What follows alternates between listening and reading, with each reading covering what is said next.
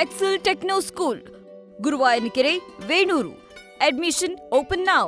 ನಿಮ್ಮ ವಾಹನಗಳನ್ನ ರಸ್ತೆ ಪಕ್ಕದಲ್ಲಿ ಎಲ್ಲೆಂದರಲ್ಲಿ ಬೇಕಾಬಿಟ್ಟಿ ಪಾರ್ಕ್ ಮಾಡುವ ಅಭ್ಯಾಸ ನಿಮ್ಗಿದ್ರೆ ಬಿಟ್ಬಿಡಿ. ಯಾಕಂದ್ರೆ ಇನ್ನು ಮುಂದೆ ಬೆಂಗಳೂರು ನಗರದಲ್ಲಿ ಟೋಯಿಂಗ್ ವ್ಯವಸ್ಥೆ ಶುರುವಾಗಲಿದೆ.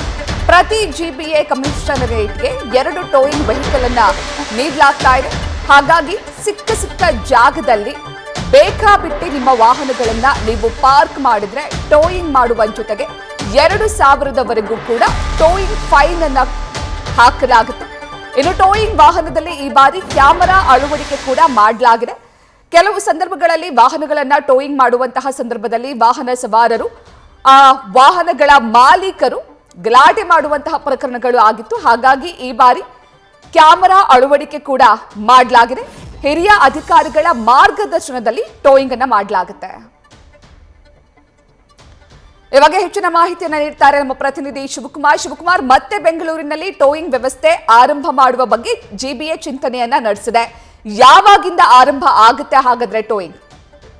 ಪ್ರತೀಕ್ಷಾ, ಕಳೆದ 4 ವರ್ಷಗಳಿಂದ ಬೆಂಗಳೂರಿನಲ್ಲಿ ನಿಂತಿದ್ದಂತ ಟೋಯಿಂಗ್ ವ್ಯವಸ್ಥೆಯನ್ನ ಮತ್ತೆ ಜಾರಿಗೆ ತರಲಿಕ್ಕೆ ಬೆಂಗಳೂರು ಪೊಲೀಸ್ ಅಧಿಕಾರಿಗಳು ಜೊತೆಗೆ ಗ್ರೇಟರ್ ಬೆಂಗಳೂರು ಅಥಾರಿಟಿ ಅಧಿಕಾರಿಗಳು ಈಗ ಆಲ್ರೆಡಿ ಸಿದ್ಧತೆಯನ್ನು ನೆಟ್ಕೊಂಡಿದ್ದಾರೆ. ಇದಕ್ಕೆ ಸಂಬಂಧಪಟ್ಟಂತೆ ಬೆಂಗಳೂರಿನ ಈಗ ಆಲ್ರೆಡಿ 5 ಮಹಾನಗರ ಪಾಲಿಕೆಗಳಾಗಿ ಏನು ವಿಂಗಡಣೆ ಮಾಡಿದೆ, ಪ್ರತಿಯೊಂದು ಪಾಲಿಕೆಗೂ ಕೂಡ 2 ಟೋಯಿಂಗ್ ವೆಹಿಕಲ್ ಗಳನ್ನ ಕೊಡುವಂತ ಕೆಲಸವನ್ನ ಜಿಬಿಎ ಅಧಿಕಾರಿಗಳು ಮಾಡಿರುವಂತದ್ದು. ಇದನ್ನ ಮೊದಲ ಹಂತವಾಗಿ ನಿನ್ನೆ ಬೆಂಗಳೂರು ಸಂಚಾರಿ ಪೊಲೀಸರಿಗೆ 3 ವಾಹನಗಳನ್ನ ಕೊಟ್ಟಿರುವಂತದ್ದು. ಇನ್ನೆರಡು ದಿನಗಳ ಒಳಗಾಗಿ ಬೆಂಗಳೂರಿನಾದ್ಯಂತ ಟೋಯಿಂಗ್ ವ್ಯವಸ್ಥೆಯನ್ನ ಶುರು ಮಾಡಲಿಕ್ಕೆ ಸದ್ಯ ಸಂಚಾರಿ ಪೊಲೀಸರು ಸಿದ್ಧತೆಯನ್ನ ಮಾಡ್ಕೊಂಡಿರುವಂತದ್ದು. ಬೆಂಗಳೂರಿನಲ್ಲಿ ಈ ಹಿಂದೆ ಇದ್ದಂತ ಟೋಯಿಂಗ್ ವ್ಯವಸ್ಥೆ ಜೊತೆಗೆ ಈಗ ಸದ್ಯಕ್ಕೆ ಟೋಯಿಂಗ್ ಅನ್ನ ಮಾಡುವಂತ ಸಂದರ್ಭದಲ್ಲಿ ಯಾವೆಲ್ಲ ಕ್ರಮಗಳನ್ನ ಅಳವಡಿಸಿಕೊಳ್ಬೇಕು ಅಂತ ಹೇಳಿ ಖುದ್ದು ನಿನ್ನೆ ಬೆಂಗಳೂರು ಸಂಚಾರಿ ಕಮಿಷನರ್ ಆಗಿರುವಂತ ಅಂದ್ರೆ ಬೆಂಗಳೂರು ಸಂಚಾರಿ ಪೊಲೀಸ್ ಕಮಿಷನರ್ ಆಗಿರುವಂತ ಕಾರ್ತಿಕ್ ರೆಡ್ಡಿ ಅವರ ನೇತೃತ್ವದಲ್ಲಿ ಎಲ್ಲ ಸಂಚಾರಿ ಪೊಲೀಸ್ ಠಾಣೆಯ ಇನ್ಸ್ಪೆಕ್ಟರ್ಗಳು, ಎಸಿಪಿಗಳು ಹಾಗೂ ಡಿಸಿಪಿಗಳ ಮಟ್ಟದಲ್ಲಿ ಸಭೆಯನ್ನ ನಡೆಸಿರುವಂತದ್ದು. ಪ್ರಮುಖವಾಗಿ ಹಿಂದೆ ಟೋಯಿಂಗ್ ಮಾಡಿದಂತ ಸಂದರ್ಭದಲ್ಲಿ ಸಂಚಾರಿ ಪೊಲೀಸರ ವಿರುದ್ಧವಾಗಿ ಸಾರ್ವಜನಿಕರು ಕೆಲವೊಂದಷ್ಟು ಆರೋಪಗಳನ್ನ ಮಾಡ್ತಿದ್ರು. ಅಂದ್ರೆ ಪೊಲೀಸರ ವಿರುದ್ಧವಾಗಿ ಕೆಲವೊಂದಷ್ಟು ವಿಡಿಯೋಗಳನ್ನ ಮಾಡುವಂತದ್ದು, ಜೊತೆಗೆ ಏಕಮುಖವಾಗಿ ಆರೋಪಗಳನ್ನ ಮಾಡುವಂತ ಕೆಲಸವನ್ನ ಮಾಡ್ತಿದ್ರು. ಹೀಗಾಗಿ ಕಳೆದ 4 ವರ್ಷಗಳ ಹಿಂದೆ ಟೋಯಿಂಗ್ ವಿರುದ್ಧವಾಗಿ ವ್ಯಾಪಕವಾದಂತಹ ಆಕ್ರೋಶ ವ್ಯಕ್ತ ಆಗಿತ್ತು. ಜೊತೆಗೆ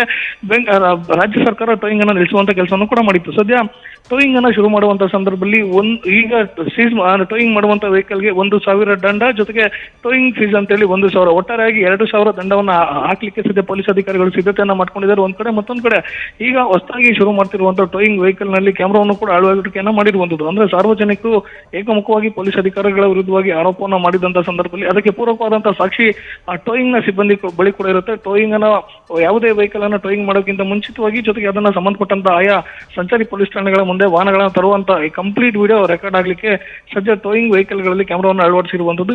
ಇನ್ನ 2 ರಿಂದ 3 ದಿನಗಳ ಒಳಗಾಗಿ ಬೆಂಗಳೂರಿನಲ್ಲಿ ಟೋಯಿಂಗ್ ಅನ್ನ ಶುರು ಮಾಡಲಿಕ್ಕೆ ಸದ್ಯ ಸಂಚಾರಿ ಪೊಲೀಸರು ಸಿದ್ಧತೆಯನ್ನ ಮಾಡ್ಕೊಂಡಿರುವಂತದ್ದು. ಪ್ರತೀಕ್ಷಾ, ಥ್ಯಾಂಕ್ ಯು ಶಿವಕುಮಾರ್ ಡೀಟೇಲ್ಸ್ಗೆ. ನ್ಯೂಸ್ ಫಸ್ಟ್ ನಿರ್ಭೀತಿಯಿಂದ ನಿಮ್ಮ ಪರವಾಗಿ.